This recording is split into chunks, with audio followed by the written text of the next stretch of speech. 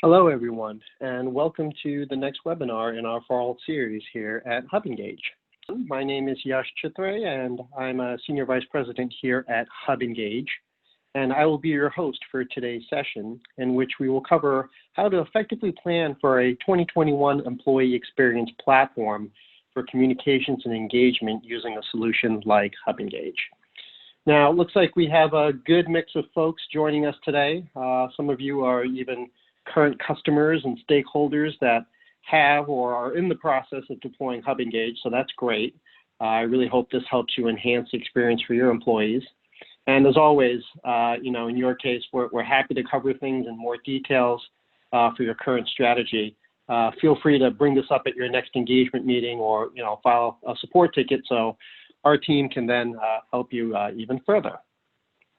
Now, for everyone else, as the topic indicates, today is all about the planning process and what you should consider for deploying an employee experience platform.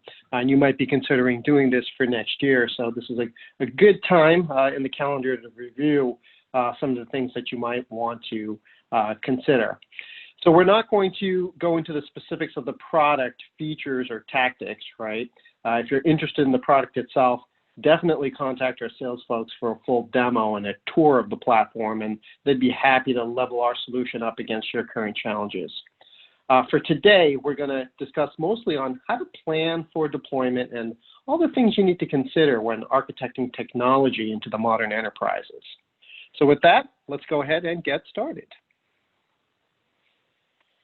Here's a quick agenda of what we're going to cover in our time together today. We're briefly going to start by simply accepting the stark reality of employee communications today and the need for a comprehensive yet customizable and flexible employee experience platform. From there, we'll quickly jump into where to start, how to plan, budget, and allocate resources to manage the platform, and tackle the often most difficult part, getting corporate sponsorship, IT support, and meeting all of your enterprise standards. I will review what a 90-day implementation plan looks like for a typical enterprise from day one of kicking it off all the way to your big go live day. So we'll cover some of the best practices on what you should do to promote the platform internally before you launch to get everyone excited and ready to engage. Specifically, what some of our enterprise customers did with great success to give you some ideas. Finally, we'll wrap up with a Q&A of some pre-submitted questions. Now, if you have additional questions after the session today, feel free to shoot them over via email. We'll be happy to keep the conversation going, and I'll give you the email address at the end of the presentation. And because you attended this webinar, as a thank you, you'll be among the first to get an advanced, not yet published, copy of our 2021 planning guide that has all the important stuff that you need to consider, plus a handy checklist and a scorecard that's going to help you navigate the employee experience waters should you decide to deploy a solution. So look for that in your email box soon as well. We'll send those out, and you'll have that as a follow-up. So let's go right into it. So obviously, I think it goes without saying, this year's ongoing no end in sight pandemic has created a huge sense of urgency for companies of all shapes and sizes to adopt employee experience platforms to reach all of their employees, no matter where they are. If they're at home, if they're at the office, on location, in front of customers, manufacturing, anywhere. There isn't a single vertical that has not felt the strain of getting employee communications out to folks easily in the current working environment. So you have to pick a platform that has all the features so that you can design your own platform with all the channels in place, such as mobile apps, intranets, emails, even TV displays if you wish to use that channel as well. Now, here's a sampling of all the glorious features that you might want to consider inside of your employee experience platform. Again, the platform should be flexible enough to let you pick and choose what you want to turn on and off and who gets not only what content, but how it's delivered in each module. In other words, using deep segmentation tooling. But you might be looking for a mix of top-down tactics, such as pushing streaming news, messaging, and various content, or maybe you want more employee engagement out of your communications and want to activate bottom-up features like feedback, surveys, quizzes, gamification, rewards, recognition, learning, training, social feeds, all of these other things that give you sort of 360 degrees of holistic engagement. So maybe you're going to do a mix of both. It's entirely up to you how you want to deploy. But when you have a smart platform like HubEngage, you'll have the power to create your own strategy and then watch the analytics to see how you might tweak your tactics to get more engagement over time. And of course, the car has to be able to drive on the roads, so to speak. So consider all the elements of IT integrations, seamless connectivity with legacy HRIS systems. Think about your benefits, payroll providers, and of course, deep, insightful analytics in real time with exclusive scoring metrics so that you become data-driven. I think that's really the key at the end of the day, so that once you sort of understand how content is performing, how you're delivering it, what channels you're employing, you can serve your employees a lot better as you go along in the journey of using an employee experience platform. So maybe you've selected a proven enterprise-grade solution such as HubEngage that has the most comprehensive tools in one single connected platform, so you can do more with less time, budget, and greater impact. It's really important that you pick a software as a service partner that not only has deep experience with all sorts of complex implementations from simple small companies all the way up to more complex global enterprises, but also one that has a combination of technology engineering as well as employee communications expertise. So pick a vendor that was built from the ground up to increase engagement, satisfaction, not just a one-off solution or another skin consumer-facing app platform that might have done well for the mainstream, so it was just turned towards the employee and given a new name. You really want something that was strategically built to address employee communications and engagement and really move the needle in those facets. Now, remember, as stakeholders and owners of a platform like this, your goal at the end of the day, when you're planning and selecting a platform and getting ready to deploy, you want to minimize any risks of any kind of failure in the future, right? So you really need to choose a partner with a track record to do that. So I highly encourage that you do your due diligence, your research, and make sure that it's a right fit for what you're looking to do. Okay, so enough of all that. Let's say you know you need the platform. Where do you start to develop a plan to execute? How does this all begin? Well, the hardest part is always finding the budget to fund an employee experience platform, right? Our customers, and this can be for any size customer really, but they've typically positioned the need based around internal stakeholder requests, identifying weak points and opportunities for advancement. Maybe they had a poor employee engagement survey that resulted in a need to do something. And a big one is actually pushing executive communications. And we're going to talk a little bit more about this as a leverage point in just a bit. But you need to be able to demonstrate what your current state of employee communications actually is, right? So right now, think about it. How do you communicate top down, right? And how do your employees communicate bottom up back to you and sideways, peer to peer as well? So with COVID, right, this year, the case got put into overdrive as so many customers were caught unprepared to reach all their employees in a remote, socially distanced environment. So in its most pure, basic form, just getting communications out on time is a huge need today, right? But when you add other features and other benefits, let's say sharing, commenting, liking, content pieces, doing that to your internal and external social networks, well, all of that stuff is just gravy at the end of the day because it makes your platform that much more powerful. A big theme of what we're seeing in the industry, and our platform's been out for over 6 years since it's been deployed, but a big thing that we've seen in the market is tool consolidation, right? So this is really kind of trimming the fat, if you will, streamlining all of your your technologies, your platforms, making management a lot easier, just making it easier to plan, to budget, to manage, right? So there's really no need anymore to have one app for recognition, another app for communications, another platform for learning and training, maybe use something else for surveys, then you can add another application to download for productivity like instant messaging, etc. I mean, employees are overwhelmed with too many platforms, too many things, and what ends up happening is they're not connected, they don't talk to each other, so you don't get any of the, the insights and the analytics. And your employees, at the end of the day, their behavior just, stops. I mean, they don't engage in all these different platforms because there's just too many of them and they can't remember which ones they're supposed to use when and where. So you really kind of want everything flowing into one centralized channel that you can deploy in different environments as well. Now, once you have this one single connected platform that works seamlessly with other legacy systems, you can connect those systems that you already have, right? These are the vital legacy things. Maybe, you're using Microsoft Teams and SharePoint and Workday, and, you've got traditional LMS and ERP systems that are in place. Maybe you're in healthcare and, you use other patient portals for patient data like Epic, all those types of things. So you want to be able to, integrate, link to all those systems, send people to the right places in those secure environments as well.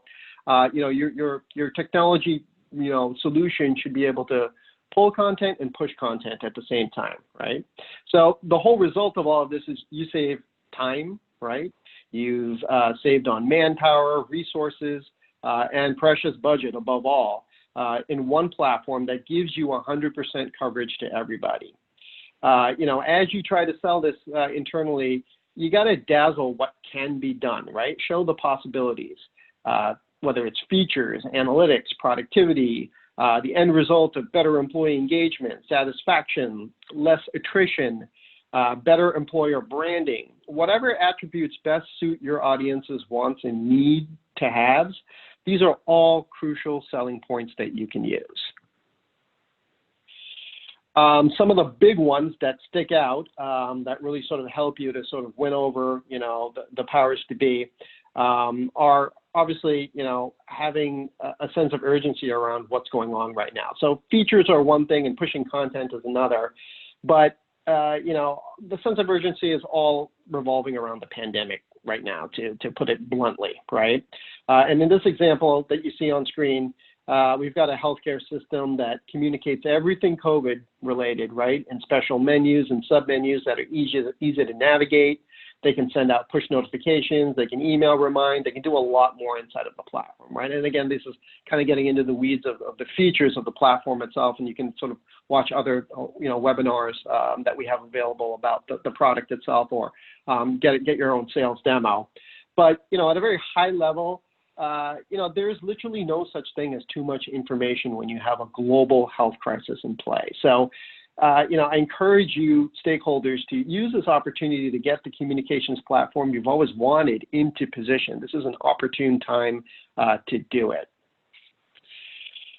Another huge leverage point that helps plan and sell this thing internally, it gets attention and priority right away, is to involve your executive teams and what they'll be able to do inside of an employee experience platform. So I know we tend to think of these things as, beneficial just for employees and helping them, but it can really, really help management as well, right?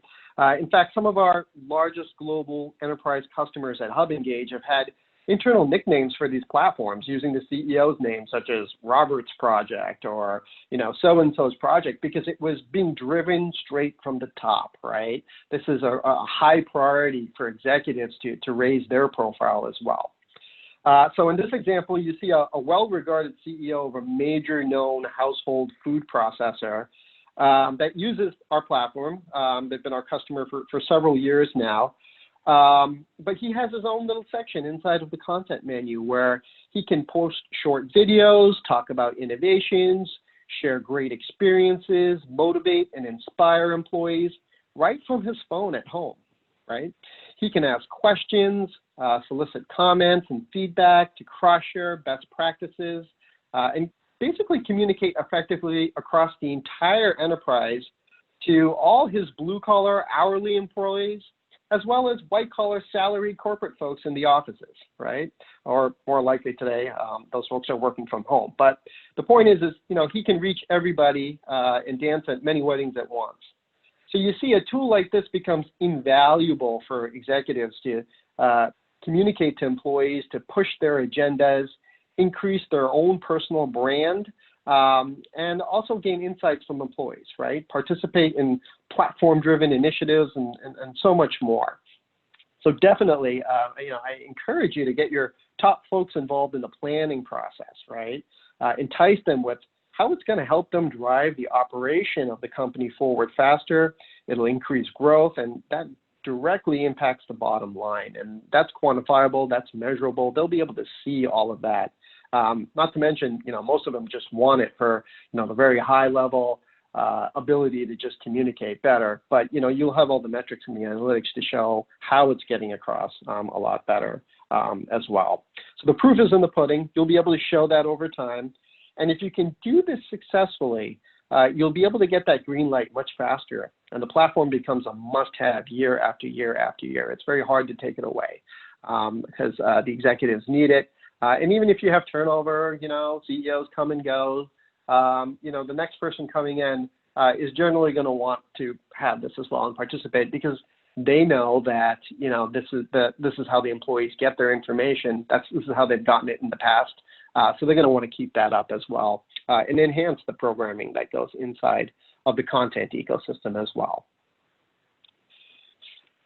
Okay, so let's say you've gotten the green light, right? It's finally go time. All right, so let's get organized and get our ducks in a row and come up with a good plan for all of this. How are we going to do it? So step one is to sort of think about how you get involvement from all of your different departments. And a great way we've seen that work is to create some sort of a council of sorts, right? Give folks from different roles a seat at the table. The best companies that have done this with much success often will have folks from HR, internal communications, maybe corporate affairs, marketing, employee user experience folks, executive communications, and they'll also involve folks from operations, different departments like health and safety, training, recruiting. I mean, the list can go on and on depending on how big your organization is and who you've got in place. But when you do this, this will not only give you a good idea of who the key players are, but also a sneak peek into the types of content you'll be populating into your information ecosystem. So you'll get a good idea of how you want to design the menus, the sub-menus, how that content is going to live in mobile, internet, web views, and even TV displays if you decide to go down that channel route as well. So all of these things lead in a natural process, and once you get the people, the right players in place, the content and the ideas start to flow. That's going to start to help you think about, okay, how am I going to manage and structure all this content? Who's going to do what, and what would those roles look like? So you got to get IT to the table, right? And in many cases, you're already talking to your IT departments, right? So of course, it depends on the size of the company you work for and the complexities of systems in place. But more often than not, these guys have to be involved from day one, right? And in fact, a lot of times, when we work with companies, often it can be IT or procurement that's actually telling you, the stakeholder, what tools you can quote unquote have and cannot have, because these solutions have been vetted. They're a trusted solutions provider. They've met the standards. They have a history and a track record that's been verified. They meet the needs of data security, compliance, integrations into legacy systems. They've got all the workflows and the tools to allow for the ease of things like a user authentication and management system, doing things like, single sign-on, all that kind of stuff. Every company is obviously different, and it's kind of a puzzle that you have to sort of map and put together in terms of, how to get technology integrated into the modern enterprise. But it starts with, having a good, deep relationship and a sponsor from your information technology folks, because they're really kind of the ones that are going to drive the approvals in the sense of, okay, does this meet the standards of what we require? Have you guys done it before?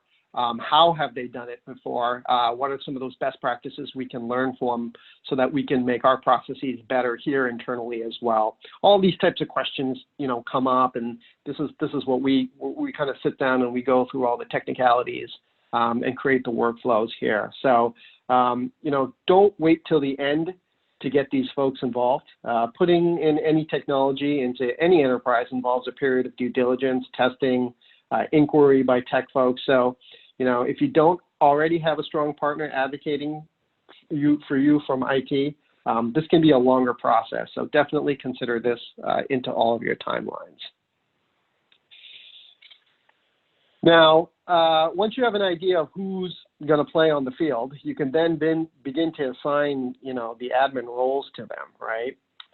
So when you use an intelligent platform such as HubEngage, you can manage all of your admin permissions, right? So maybe you want to have one person or department have a sort of super admin control, then maybe you've got regional content producers that will add content based on their locations, departments, or roles, what they do in the company.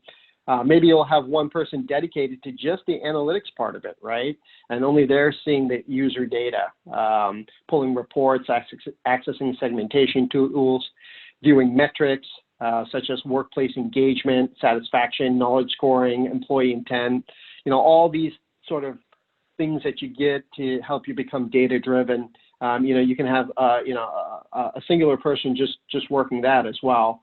So there are many ways to determine this, and this is where our account experts can help navigate that field to make sure that the right players have access to the right tools they need to be successful. And, everything can be configured inside of an intelligent enterprise-grade employee experience platform. So in the case of HubEngage, we can manage those permissions for you, get everything set up. So folks are, doing on the back end in the dashboards what they need to do in order to be effective at their jobs and push their agenda forward and get their content out there. But at the same time, play within the global framework that you've created, as sort of the corporate sponsor or the owner of the platform, if you will. So speaking of timelines, let's map it all out, right? And let's see visually just what a typical deployment might look like. Now, what you see here is probably an absolute worst case, long-term complex rollout, complete with integrations, training, and more. It doesn't include the obvious contract negotiation period that typically occurs just before this.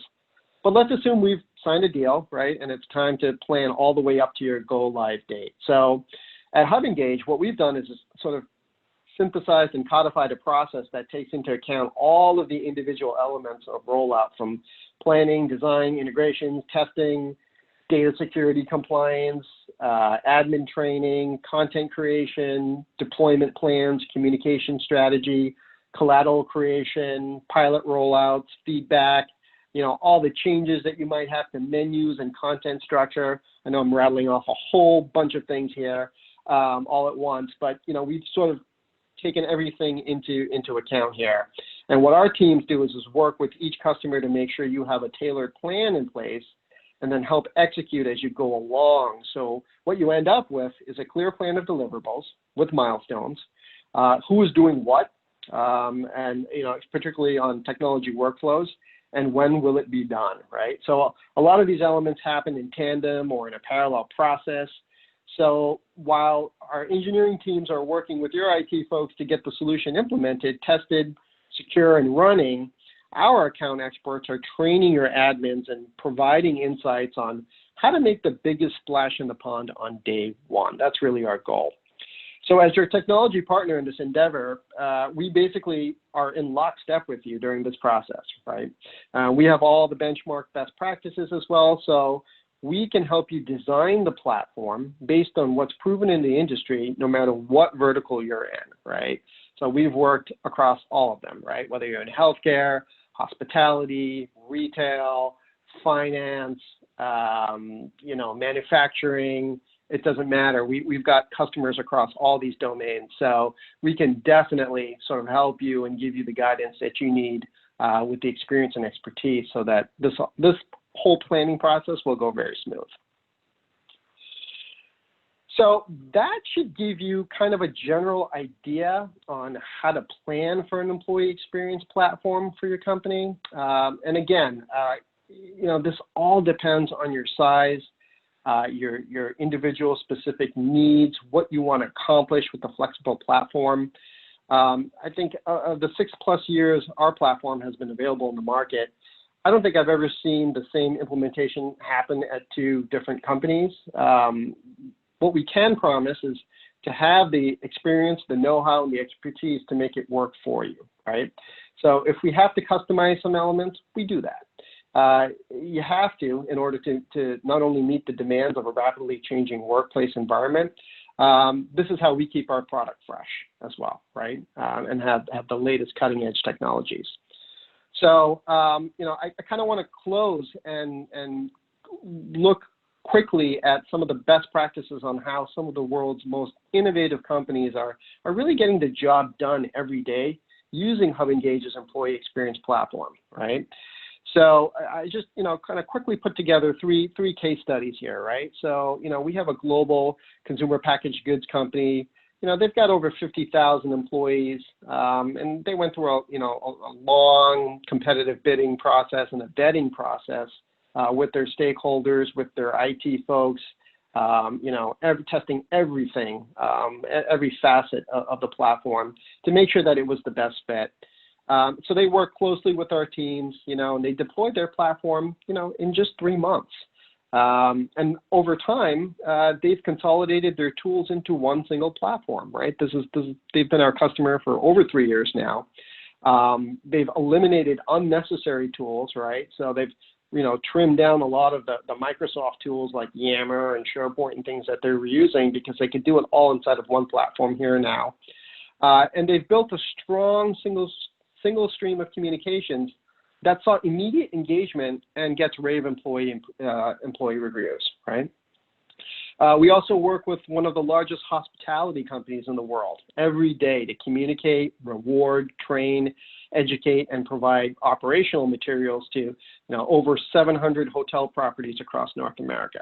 And in the first year of deployment, they actually saw their Glassdoor employer rating double, right? Their CEO's approval rating increased dramatically. Now, it's great when we can provide you with analytics and you can see the real-time data and CHROs and, all the executives can go in there and create presentations and see how the needle moved over time just inside of our platform. But when it happens by a third party, right, when someone like Glassdoor or someone we don't have anything to do with or don't affiliate with, if they're able to identify it and they're able to say, hey, these guys did something. We don't know what they did, but they did something. And, employees are generally happier. They like where they work. The culture shifted. Something happened there, right? There was some seismic shift there. So when we can get those third-party, benchmarks and prove that, then it's all the better as well. The third case I wanted to talk about really quickly is, healthcare. Obviously, is huge, particularly this year. In fact, when back in March, when COVID hit, and this still stands today, we're rolling out basic versions of the platform absolutely free to healthcare providers, and we did that because we felt we had to do something as good corporate stewards and wanting to do the right thing in the interest of that. We wanted to give out basic communication tools, fast to healthcare organizations. So we still offer that as well, so that they can, really get going and get started very, very quickly. But large healthcare systems, they typically need to deploy solutions really, really quickly, right? In today's pandemic environment. So we're able to work with them to cut deployment times. We'll provide a secure channel for all communications in a very short amount of time. while still maintaining all the standards for security, quality, and satisfaction. So, I think you can see in these three cases that you can achieve great results fast if you choose the right technology partner that meets your individual unique needs. Okay, so looks like we're doing pretty good on time. So I'm going to go ahead and answer a couple of questions that came pre-submitted from some folks on the call today. So the first question is, how long does contracting typically take? Can you talk about how that fits into the overall timeline in terms of when we can actually get our apps out? Great question, and I hate to begin to answer it this way, but it really does depend on your company's policies for procurement and decision making. So let me, I think to properly answer this, let me give you the full spectrum, right? So at the most basic level, let's start there. We've gotten small businesses, and by small businesses, I mean, let's say you have up to 1,000 employees. Through the contracting process, we can do that within days, right? This is because, these companies will typically use our standard industry SaaS documents. These things outline everything, standard language, one easy to execute document, right? It's super simple. So they literally can go from looking at and maybe considering the platform to being a bona fide customer in just a few days because they want to move fast and they've got less red tape to cut through, frankly. Now, let's say you're a mid-sized company, right? Let's say you're in the 5,000 to 10,000 employee range. Now, it could slow down a bit here because you've got to get certain approvals. Maybe you've got many levels of oversight that have to sign off before a deal is done. And then on the larger enterprise level where you've got many employees, let's say you've got an employee count in the tens of thousands or hundreds of thousands, well, that can take a bit longer because now there's usually a competitive bidding process that you have to follow, right? All your deals have to be on your corporate paper, not ours, right? So, there's obviously lots of rules that we have to follow, and, we have to make sure that, our terms and conditions are also, included there as well. So there's a little bit of back and forth there with your legal teams, with lawyers, executive sign-off, all that sort of stuff. So that in reality can take several weeks, right? If not months, right? That can be a sort of a longer sales cycle there for us. But we work fast on our end. I can assure you that we turn things around ASAP. But usually corporations have to, they've got to move at the speed that they're comfortable with, and that's just the reality of the game. And we're equal to that task. We can move as fast as you want. We can be as patient as you want as well. So, yeah, it totally depends. But if we can get some basic information from you, we can initially ballpark this very quickly, right, and give you that estimated timeline for guidance. Okay, next question. What sorts of legal complexities might occur from deploying an app platform like this to hourly workers? Do people complain about when they're supposed to be logging in?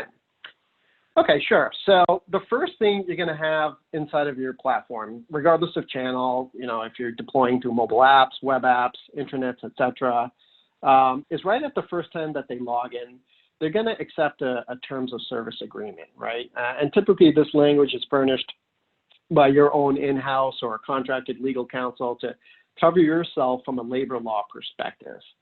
And we always recommend that any company, regardless of size, run a push notification campaign, have your folks re-up on their agreement maybe once or twice a year, just as a best practice. And a lot of companies do this for compliance reasons as well, particularly if you've got, hourly employees, unionized employees, et cetera. So, these terms of services, guidelines, FAQs for usage, all that kind of stuff, that can live inside of the platform as well, so that at any time you can refer folks to the information they want to know, or they can educate themselves at any time as well. I think the point is that you want to clearly communicate to your people what this platform is all about, right? I think that's the brass tacks at the end of the day. If you can explain to them that, look, this thing is voluntary, maybe there's some exclusive content in it, but above all, it's going to make your job easier to perform, right? You'll have fun doing it. It'll be rewarding, educational, it'll help your career, all this happening at the same time. You really don't see much pushback, right? And we do work with, manufacturers that have hourly compensated workers. So they're on the clock, off the clock issues all the time. But again, it's nobody really complains about it, right? Because this is an interesting thing. The content that's coming through here helps me get ahead in my career. It helps me do better. I become more educated. I mean, the benefits are just numerous there in that sense. And if I don't want to engage, I don't have to really engage, right? Unless you are mandating it or you're saying for compliance reasons, you got to take this survey or fill out this form or, take this training quiz or something like that. That's a different story, obviously. But for the most part, even when you make it mandatory like that, it's good information. So, and it's fun. It's presented in an easy, bite-sized, digestible manner. So it's easy to see. I'm intrinsically motivated to use it, right? I'll definitely do it. Okay, next question. We are looking at all of our options right now to deploy something fast due to the pandemic. And because of the seasonality of our business, it means that we have a huge workforce during the holidays in retail and then less so in the summer months. I have two questions. First, and this might be better suited for a salesperson, but how do you account for worker count fluctuations? Secondly, because we are moving fast with the decision, or at least would like to, we may not be thinking through all the features we need. And maybe you won't have some of the features you need that we'll need right down the line. How do we overcome that? Okay, these are great questions, and I'm actually going to start with the second one first, if I can.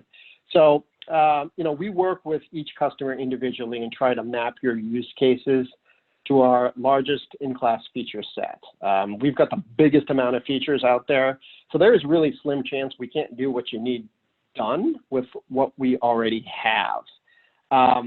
But let's say, maybe it didn't line up. It wasn't an apples to apples thing. We listen to every customer.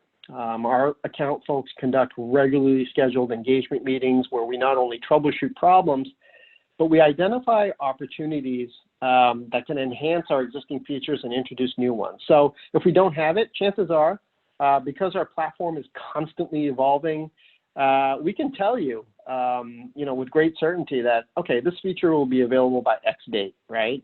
And we also, we do a lot of trend analysis in terms of what are we hearing. If there are a lot of support tickets around a certain issue and a certain module, we know that might need to be re-architected or somehow rebuilt. So we're always, obviously, in our engineering teams are obviously looking at that data all the time. Actually, in that vein, in fact, this year we launched a whole new architected version for the platform from the ground up, right? So not just more new features, but also the way we architect data in the back end and how we can integrate and deploy faster, right? This comes from constant innovation in the technology cycle and our product life cycle. So we're always adding new enhancements and features that get you access faster, and it can benefit from, you get to benefit from them because we're just enhancing the product as we go along, as this is software as a service.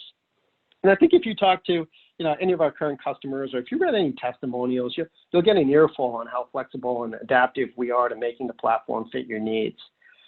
Now, for the first question you had there, so as for worker count fluctuations, now, we price and use a slab-based approach typically to accommodate for changes in all environments. So this way you have the peace of mind to scale up and down as you wish, but still you get that exceptional value for every dollar you spend inside of the platform, right?